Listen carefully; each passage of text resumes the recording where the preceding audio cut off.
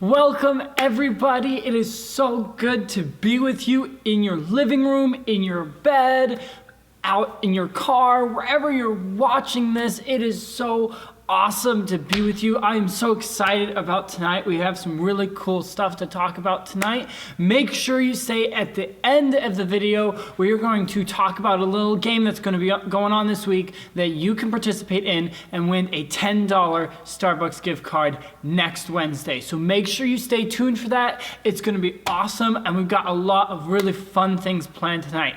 Hey, so last week we had a little quick video on how to wash your hands and what the proper etiquette was to wash your hands.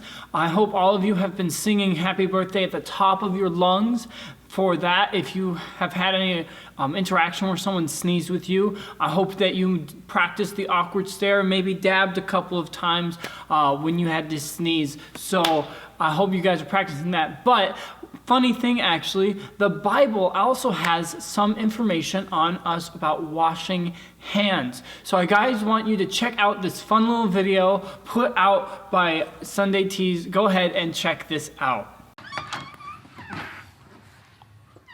Morning, Carl. Andy, thought you were working from home today. Nope, I've got to get some stuff done. Oh, I just thought all non-essential personnel were working from home. Ouch, well, that seems a little harsh. What are you doing, by the way? I'm prepping. Prepping for what? The virus, you fool. It's spreading more than ever. Okay, well just calm down. They told us not to panic. Not to panic? That's exactly what they say when you're supposed to panic. I don't think that's true. If you're not supposed to panic, why are they calling it a panicdemic? You mean pandemic? No, Andy. That's a lunch meat. Okay, listen, either way, I think you're overreacting. How so? Yeah, we're supposed to take precautions, but we're supposed to remain calm. Now, Carl, those are allergies. I'm not sick. Don't. Put it down. Listen, I don't want you taking this too far. What were you saying? Nothing. Listen, Andy, if you read what I read this morning, you'd be scared too. What did you read? I mean, what one-sided, unreliable source did you read from this morning, Carl? It's called the Bible. Oh, I didn't mean... Oh, I bet you didn't. James 4:8, wash your hands, you sinners. Carl, that's not... You ain't doing this again.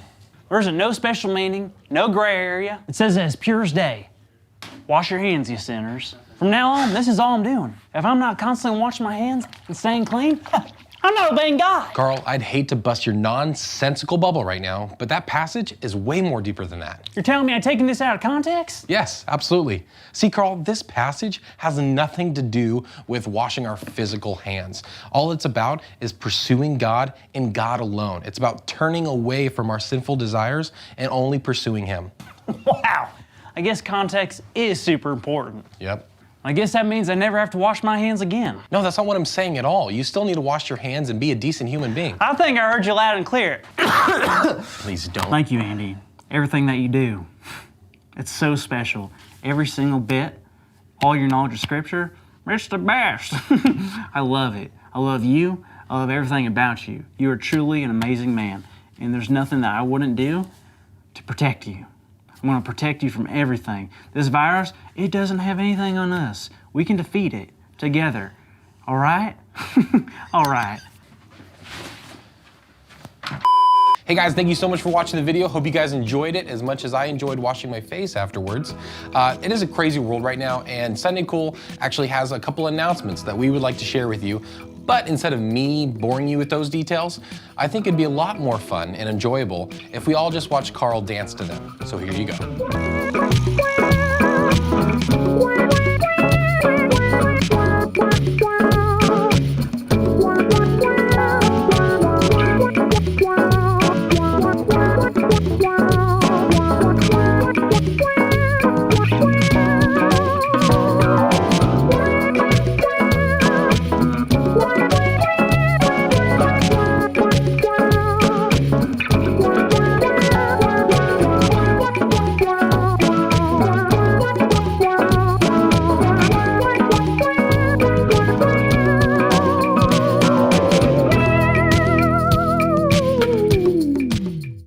I bet you did not know that there was a verse in the Bible about washing your hands. Well, Now you do. But if you like that video, they have a lot of other funny videos out on the interwebs. That is Sunday Cool Teas. You can check them out after this video on YouTube. They have a lot of fun stuff over there. But hey, we got some other fun things to happen. We're going to go into our game here in a little bit, but I want to let you guys know about a couple things first. First off is we talked about it last week, but Spencer Lake is coming up this summer. It is going to be awesome. If you have never been to Spencer Lake before, I highly recommend that you go. It is a life-changing experience. Not only do you get to connect with God in a deeper way, but you get to connect with other students and make some really awesome memories. If you are in junior high, the week you are going is the 27th of July, the week of the 27th. That is week 4 that you're going. If you are a senior, you are going July 13th. That is week 2 that you are going. Make sure you sign up for those as soon as possible to reserve your seat. That is April 1st. April 1st. The link for that opens up, so make sure you go there. The link will be in the video. Another fun thing that we have going on right now is our t-shirts. We have some awesome t-shirts designed by you guys, the students, and we want every single one of you to have a t-shirt so we can go to youth convention, we can go to summer camp, we can go to whatever event we go to, and we are repping the youth group. Some of you have some of the older shirts, the long sleeve hoodies, and those are awesome, and I love seeing you guys wear them, and we got some other awesome shirts for you guys, but you need to reserve a shirt. If you don't fill out the form, you probably won't get a shirt. So go over to the link in the description, the NOU shirts. Go over right now. Go ahead, pause the video right now, go to the link and fill that form out. It won't take you more than 5 seconds, and that reserves a shirt for you. So go do that right now. The last thing I want to let you guys know about is something super duper exciting. We still want to connect with you. We still want to engage with you guys and partake in community, even though we're socially apart from each other. So I've been racking my brain thinking of a cool way that we can come together and engage with each other, and I think I found a really good option.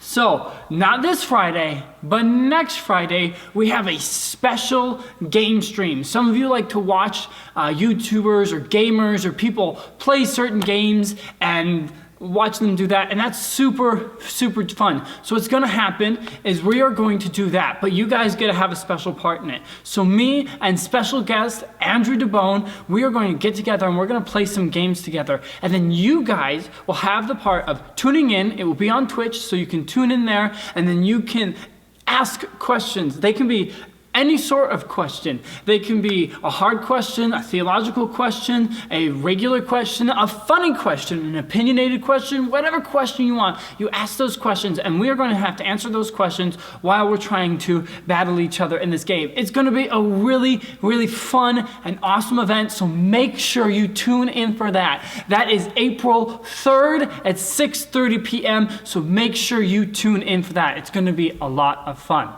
Hey, so we got a really fun game gonna happen right now. I don't know if you've ever gone up to the counter with your mom or your wife or whoever makes some cookies, and you're like, oh, cookies, I love cookies, and they make some cookies, and you're like, yes, chocolate chip cookies, and you go and grab the cookie and bite into it, and it's a oatmeal raisin cookie, and that is just the biggest, taste bud whiplash that ever can happen to someone. It's almost the same as picking up a cup of water and finding out that it's Coca-Cola. So we're gonna play a fun game here to help you guys learn the difference between chocolate chip and oatmeal raisin. We are gonna play chocolate chip or oatmeal raisin. So this game is very simple. There's gonna be a blurred out image, and you're gonna have 10 seconds to answer C or chalk for chocolate chip, or O or oatmeal or oat for oatmeal raisin, and you are going to decide which one of these is, and hopefully we're going to be able to help you guys learn the difference here. So are you guys ready? Here we go. This is the first slide. So is this one chocolate chip or oatmeal raisin? They're very similar to each other. So what could this one be? What is it? Get your answers in. Get them in super duper extra quick. Don't think about it, just answer the question. All right, so the answer is It is an oatmeal raisin. Right out of the gate, it is an oatmeal raisin cookie. So, sorry if you guessed chocolate chip, but you're gonna get some more chances. So here we go. The next slide. It is chocolate chip or oatmeal. Is this a chocolate chip or is this an oatmeal cookie? I don't know. It could be either chocolate chip or oatmeal. Chalky chip or oaty meal. No, that doesn't sound right. Anyway, here we go. Chocolate chip or oatmeal cookie. The answer is chocolate chip. It is a chocolate chip cookie. I kind of had a guess with that because the little black dots, they were real small, kind of a little too small for raisins. That was my initial thought. So if you guessed chocolate chip, that's good on you. You get 1 point. Make sure you're keeping score at home. Who wins the most? Tell me who wins. Comment after this section. Tell me who won this in your house. So next question. Is it chocolate chip or oatmeal raisin? Chocolate chip or oatmeal raisin. You notice there is multiple cookies there. There's multiple cookies. Could they be chocolate chip or could they be oatmeal raisin? Your time is ending. Your time is shutting down here. Get your answer in. Hit it. Answer quick. The answer is, it is chocolate chip, which was kind of deceptive because they look like they have a bunch of like oats in them. They look like they're oatmeal raisin cookies, but they're not. They're chocolate chip cookies. So, which is a little sad, which is, I don't know. I mean, if you look at that little raisin, the raisin dude's kind of sad. So, but if you guessed chocolate chip, you're right. You're right. Let's remember, keep track. Tell me who wins at the end of the game. All right, so our next question. Is this a chocolate chip or is this an oatmeal cookie? Chocolate chip or oatmeal? Remember, they're being super deceptive about this. So you gotta be smart. It might look like an oatmeal raisin cookie, or it might look like a chocolate chip cookie. Which cookie is it? Which cookie is it? Your time is ending. Your time is ending soon. Make sure you put in your answer. Your answer, the answer is, it is an oatmeal raisin cookie. It is an oatmeal raisin cookie. So that one honestly was the most deceptive looking cookie in my mind because like it literally could be either one. It was like smooth. There was no like real texture that was defining it. So, but the dots were big enough to be chocolate chips or raisins. So I don't know. It could have been any one of those. So the next question here. We got a box of cookies. We have a box of cookies. Is this box of cookies oatmeal raisin or chocolate chip cookies?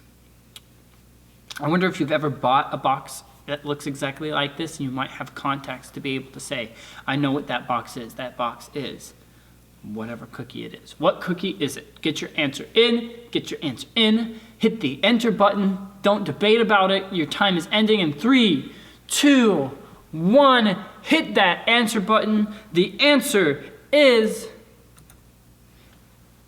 my computer's lagging. It is oatmeal raisin.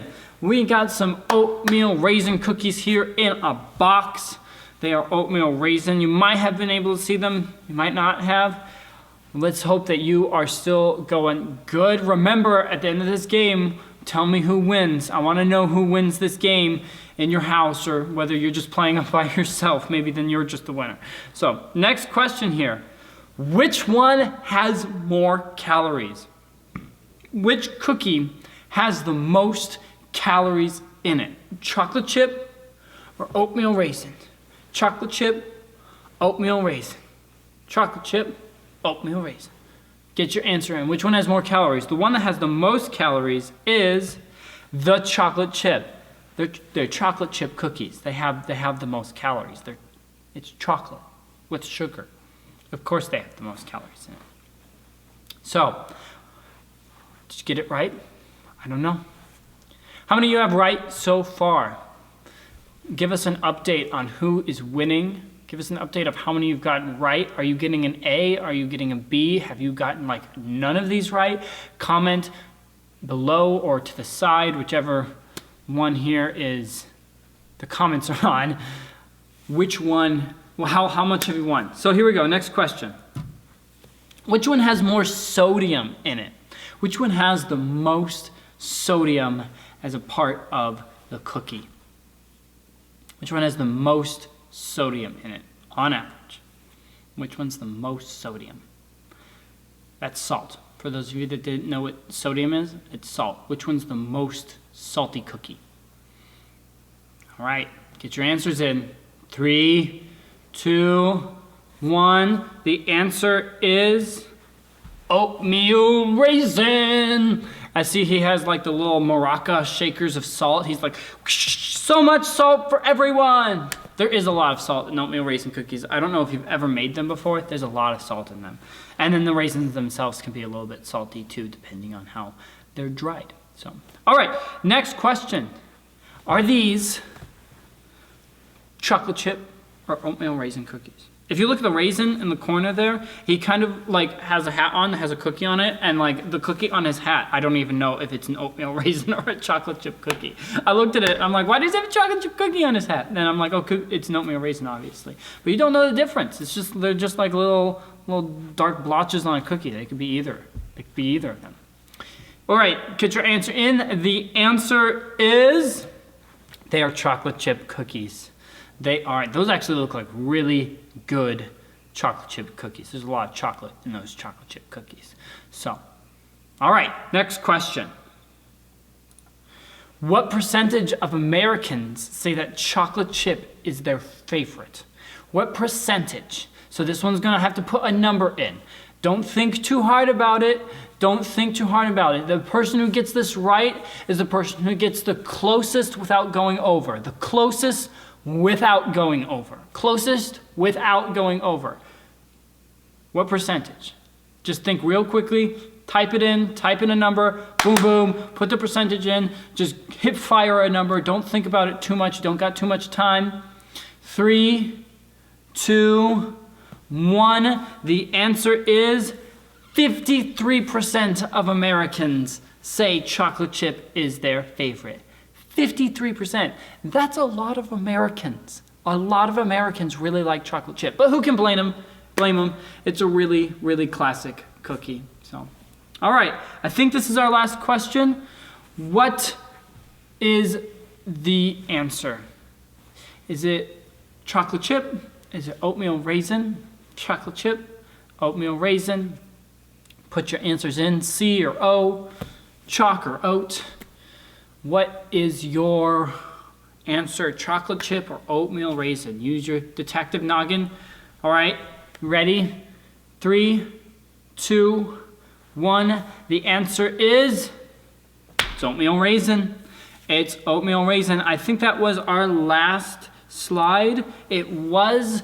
Tally up your answers. How many did you get right? How many did you get wrong? Tell me who won. I want to know. I want to know who won. If you were playing with your family, you officially have bragging rights now in your family if you won. So congratulations on that. Otherwise, thank you guys for playing, and yeah, thank you for playing.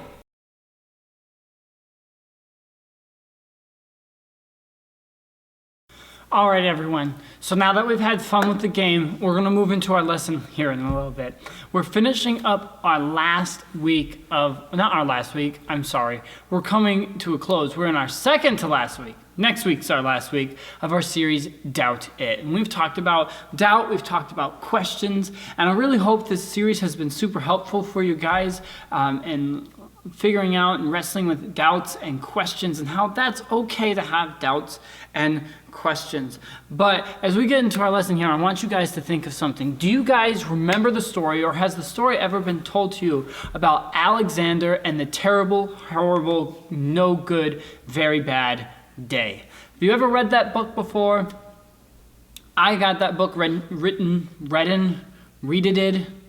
I have had that book read to me when I was a kid. It's a fairly fun book. If you haven't read the book, it's about a little boy. His name's Alexander, and like the title says, he has a terrible, horrible, no good, very bad day. Everything that goes wrong in his day goes wrong. I'm trying to remember the plot off the top of my head. Like, he tries to get ice cream and the ice cream spills all over the sidewalk. He tries to get shoes and his shoes get ruined and nothing goes the way he wants it. No one does the things he wants to do, and he just has an awful day. So, I think some of us have had a day or two like that. If you think about it, I mean, like, if we were here together, I'd have you guys raise your hands. So if you want to raise your hands in your home, you can. But have you ever experienced disappointment? Have you ever experienced things going badly or not the way that you want to? Have you ever been rejected? Have you ever lost something valuable or precious to you, or lost someone else, or experienced sadness, or maybe you had prayers that weren't answered in the way that they were supposed to be answered? All of us have experienced some sort of loss or disappointment or reject or something painful to us. And there's a verse in the Bible called Romans 8:28, and it tells us that everything that God does, or everything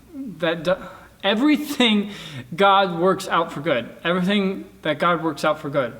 I don't remember the exact verbiage. We'll look at it later. But it basically says that everything God has working out for good. And some people look at this verse and they misinterpret it a little bit, and they don't look at it the correct way, and they say that this verse means that everything is going to be fine.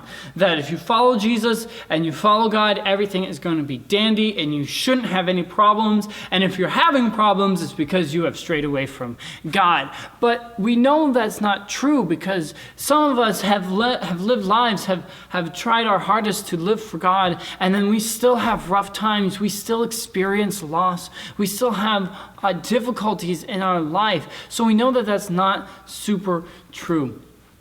So I want us to take a look in the Bible, because there's a story in the Bible that is very, very similar to the story of Alexander and his terrible day. The book is the book of Job. If you look through the book and you thought, wow, there's a book about jobs in the Bible, you are not necessarily correct. The book is Job, titled after the main dude in the book, and his name is Job. We're going to kind of look at an overview of the whole book today. If you want to, you can pause the video now and read the entire book of Job. But I doubt any of you are going to do that. So we're going to be kind of looking at Job. I'm going to read to you a couple verses right now in Job, and then we'll kind of talk about the whole book together. So if you want to, right now in your Bibles, turn to Job 1. Open up your Bibles and turn to Job chapter 1. I'm going to open up my phone here and turn to 1. We're going to be 1 through 5. You can read along with me. I am going to be reading out of the ESV translation, but if you want to read out of a different translation, that is totally okay for you. But here we go. I am going to read Job 1, first 5 verses of Job. Here we go. There was a man in the land of Uz, whose name was Job. And that man was blameless and upright, one who feared God and turned away from evil. There were born to him 7 sons and 3 daughters. He possessed 7,000 sheep, 3,000 camels, 500 yoke of oxen, and 500 female donkeys, and very many servants, so that this man was the greatest of all the people of the East. His sons used to go and hold a feast in the house, each one on his day, and they would send and invite their 3 sisters to eat and drink with them. And then when the days of the feast had run their course, Job would send and consecrate them, and he would rise early in the morning and offer burnt offerings according to the number of them all. For Job said, "It may be that my children have sinned and cursed God in their hearts." Thus Job did continually. So if you look at these first 5 verses, what does the scripture tell us about Job? First off, it tells us that Job was very wealthy. Job was very well off, and he was a very influential and wealthy man. Now, he didn't have a lot of money because back then they didn't have dollars and coins and everything like that. But when it lists off all the animals and it lists off all of his servants, it's showing his power, his wealth. Job had it all. I mean, the guy had a great family, the guy had a great job, and he had a lot of wealth. But not only was was Job a very good and righteous man. Job sacrificed for his children. So his children would go and they would have a celebration, they would have a party, and every time they would do that, which was every single day, Job would sacrifice stuff for them because he's like, just in case they might have sinned, I want to make sure that me and my family are right with God. So Job was not only a wealthy man, he was a righteous man. So let's continue a little bit on verse 6. Here we go. Now there was a day when the sons of God came to present themselves before the Lord, and Satan also came from among them. The Lord said to Satan, "From where have you come?" Satan answered the Lord and said, "From going to and fro on the earth and walking up and down it." Basically, I've been wandering around the earth. And the Lord said to Satan, "Have you considered my servant Job, that there is none like him on the earth, a blameless and upright man who fears God and turns away from evil?" Then Satan answered the Lord and said, "Does Job fear God for no reason? Have you put a hedge around him and his house and all that he has on every side? Have you blessed the work of his hands and the possessions that have increased his land? But stretch out your hand and touch all that he has, and he will curse you to your face." And the Lord said to Satan, "Behold, all that he has is in your hand. Only against him do not stretch out your hand." So Satan went out from the presence of the Lord. So now there was a day when his sons and daughters were eating and drinking wine in their oldest brother's house. And there came a messenger to Job and said, "The oxen were plowing and the donkeys feeding beside them, and the Sabaeans fell upon them and took them and struck down the servants with the edge of the sword, and I alone have escaped to tell you." While he was yet speaking, there came another and said, "The fire of God fell from heaven and burned up the sheep and the servants and consumed them, and I alone have escaped to tell you." While he was yet speaking, there was another that said, "The Chaldeans formed 3 groups and made a raid on the camels and took them and struck down the servants with the edge of the sword. I alone was the only one that came to escape and tell you." And while he was yet speaking, there came another, and he said, "Your sons and daughters were eating and drinking wine in their oldest brother's house. And behold, a great wind came across the wilderness and struck the 4 corners of the house, and it fell upon the young people, and they are dead. And I alone have escaped to tell you." Then Job arose and tore his robe and shaved his head and fell on the ground and worshipped. And he said, "Naked I came from my mother's womb, and naked I shall return. The Lord gave, and the Lord has taken away. Blessed be the name of the Lord." And all this Job did not sin or charge God with wrong. What happened to Job? In a matter of minutes, and I mean, if you can imagine playing this video out in your head while this is happening, Job is with his children, they're partying, and then a messenger comes, and so he leaves with the messenger to go see the damage that has been done to a part of his wealth, a part of his heritage. And then while he's doing that, another messenger comes and says another section of what he owns is gone. And then even while that messenger is there talking, another messenger comes and says, "Hey, another place of you have lost." So by that point, by those 3 messages, Job has lost everything. He's lost everything. I mean, even if his family didn't die, he was bare bones. It was like the equivalent of saying, "Hey, by the way, your house burned down, your car is broken, you have no job." It is nothing. It'd be much worse than what we're going through right now in quarantine. But then the 4th one comes, and the 4th one comes bearing the worst news. That while his children, the people he loves the most, were in a tent, it fell down and it killed them all. So imagine this. In a matter of maybe 10 minutes, Job goes from the highest point in his life. He has everything. He is a righteous man. Life is awesome, and he is having a good time. In a matter of 10 minutes, he goes from a high in his life to the lowest possible point that he could ever go. And how did Job react? How did Job react to that? He didn't curse God. He didn't blame God. He didn't get super angry. He didn't get mad or upset. He was sad, obviously. Of course he would be sad. He lost everything. But what did it say? He arose and he worshiped. He praised God after that. So after Job lost everything, he still did not sin, and he still did not dishonor the Lord. So if you follow the story a little bit more, in Job 3, you realize that after everything Job had experienced, after all of his loss, after everything happened to him, he cries out to God and he asks, why? Why is this happening? Why have I lost everything? Why has this happened to me of all people? He's done his best to follow God, but he just couldn't understand why this all happened to him.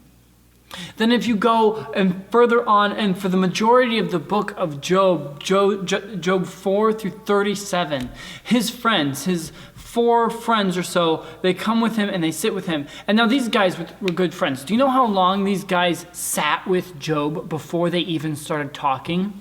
A full week. These guys came and left their homes and just sat, and they were just with Job. They didn't say anything. They didn't speak. They didn't worship. They just sat and they were silent for 7 days. That's a lot of days.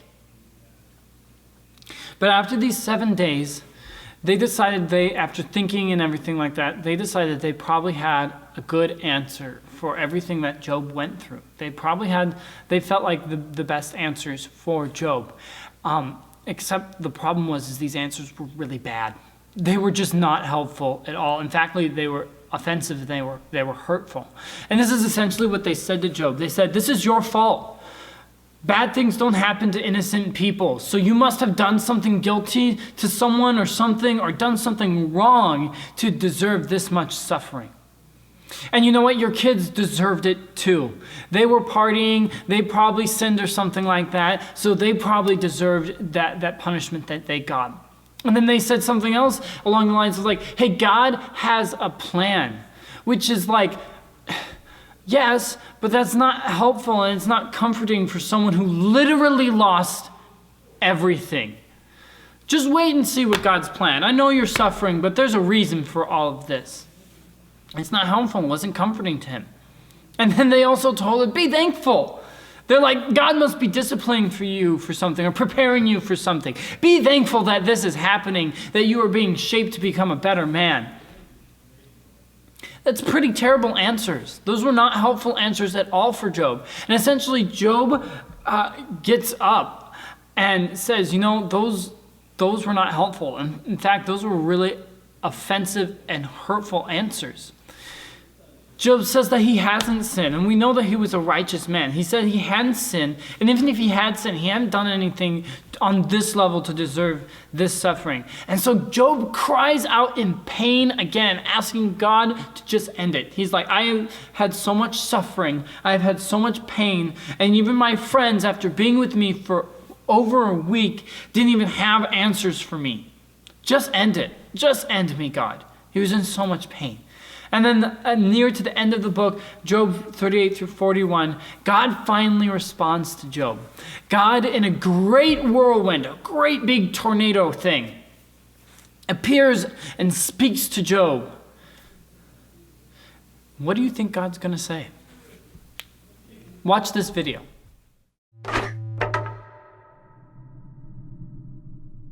And Job is innocent. He is. He's also on an emotional roller coaster. At some moments, he's very confident that God is still wise and just. Yeah, in other moments, he's doubting God's goodness. He even comes to accuse God of being reckless, unfair, and corrupt. So by the end of the dialogue, Job demands that God come and explain himself in person, and God does so. He comes in the form of a great storm cloud. Now, God doesn't give Job a direct answer. He doesn't tell Job about the conversation with the Satan. Yeah, he does something very different. He takes Job on a virtual tour of the universe. He shows Job how grand the world is, and he asks him if he's even capable of running it or understanding it, just for a day. He shows Job how much detail there is in the world, things that we might see every day, but really don't understand at all. But God does. He knows it all intimately. He pays attention to the beauty and operations of the universe in ways that we haven't even imagined and in places that we will never see. Then to conclude, God shows Job two wondrous beasts and brags about how great they are. Yeah, they are dangerous. I mean, they would kill you without even thinking about it. And God says they're not evil. They're actually a part of his good world. And then that's it. That's God's whole defense. It's kind of weird. I mean, what was this all about? It seems to be this. From Job's point of view, it looks like God is not just.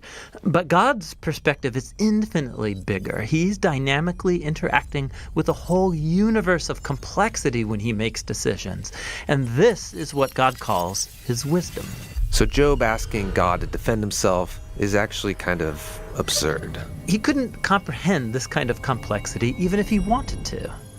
So where does this leave us? Well, it leaves Job in a place of humility. He never learned why he suffered, and yet he's able to live in peace and in the fear of the Lord.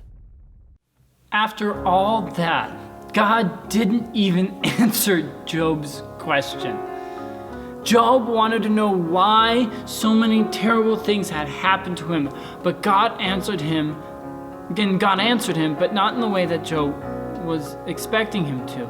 Job asked why, and God said, I am the creator of everything. Job asked, why is this happening? And he says, I am bigger and greater and more powerful and kinder to you than you can ever imagine. And Job still asks why, and he says, you are so small compared to me. Job did not get the answers he was looking for. Job never got his why answers, but he did get to encounter with the creator of the universe. And here's the kicker. That was good enough for him. If you're dissatisfied with the way that story ends, with how the answer to Job's question is, that's okay. Even when I first read the book, even like now, I still am just like, that's not what I want. That's not the ending. That's not the answer I want. But here's the thing, when horrible things happen, I want God to tell me why they're happening. But he might not give us the answer. It's hard to have faith when you're experiencing something difficult, but you know what? That's okay. And that's the point of Job's story, that it's okay to not understand and to not have the why answered. It's okay. The first week of this series, we talked about you're not alone in your questions, and we see this with Job. Job had a lot of questions for God too. And then the second week, we talked about God does not shame us for our questions.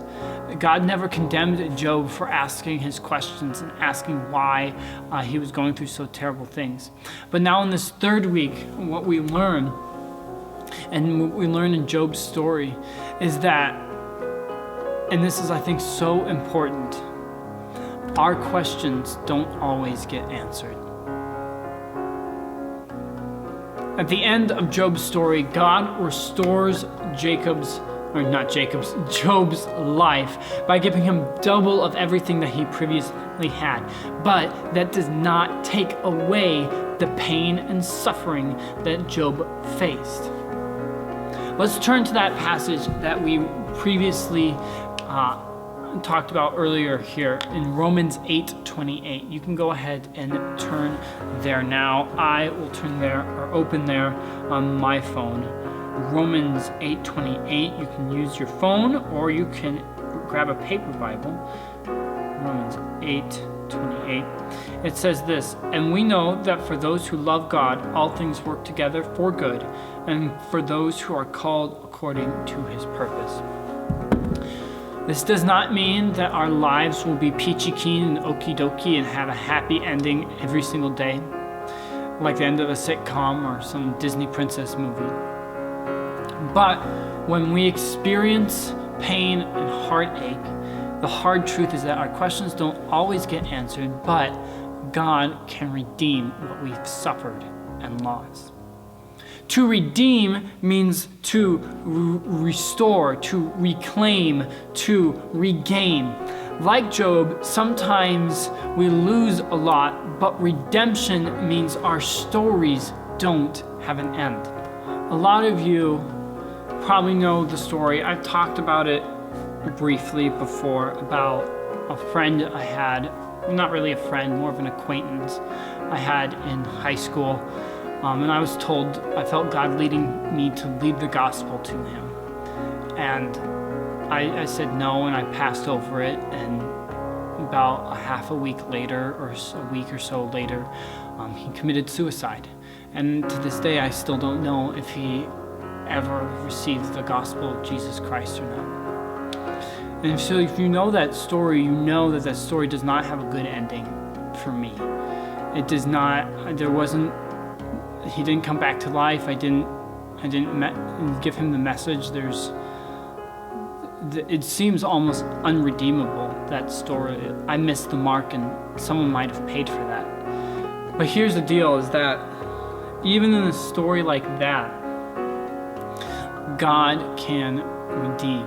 God can bring back something good, can bring back some light into that. And because of that story, my perspective of people, of the lost, the people that need Jesus, has been forever changed since then. We might not be able to avoid pain. We might not be able to fix the problem that either we created or was created. And we may never know why it happened. But here's what we know. God promises to redeem our stories so that we can A, know God better, B, help others make the world a better place, and C, become more like Jesus. If you find yourself suffering seemingly without reason, which a lot of us eventually will find ourselves in that spot, I hope you won't take the advice of Job's friends. Instead, I hope that you learn to trust, and knowing the God who made you is even better and is more important than knowing the why. We may not know how everything is going to work out, or even if it will work out, but when we don't have the answer to every question, we still have faith in our Redeemer. And you know what? That is good news. Hey, thank you everybody for tuning in today. I hope that you had an awesome time. I hope that you laughed. I hope that you won in your household if you won the game. And I hope that you guys took something away from the message. Really quick here, I want to let you guys know about how you can win a $10 Starbucks gift card. We have something going on our Instagram right now. If you are not following our Instagram, you can follow us at NLYouth906. Follow us on Instagram. Every day for the next week, I will be putting out one story on our Instagram story. So what we're gonna be playing is called Story Charades. So I'm gonna post the story charade. It's gonna be something simple like making a campfire or riding a bicycle or something, just a little charade thing. And then you can get together with your brothers and sisters, or if you have a friend over possibly, or you can do it yourself. And you can silently act out the whatever the charade is, and then you respond to the story like that. So every day from tomorrow until next Wednesday, I will be putting out a charade. So you'll have a chance every single day for one charade. So make sure you look out for it. Make sure you respond to it. The most creative, the most fun response to the charade will get a $10 Starbucks gift card. So you'll want to look out for that. If you missed it or you just want to have fun and do them all, they will be on our highlights on our profile, so you can go check that out. Hey, thank you again for tuning in. Don't remember, next Friday, not this Friday, the Friday after that, we will be on Twitch doing a game stream, and you can submit some questions. So I'm so excited. I will see you guys online next week.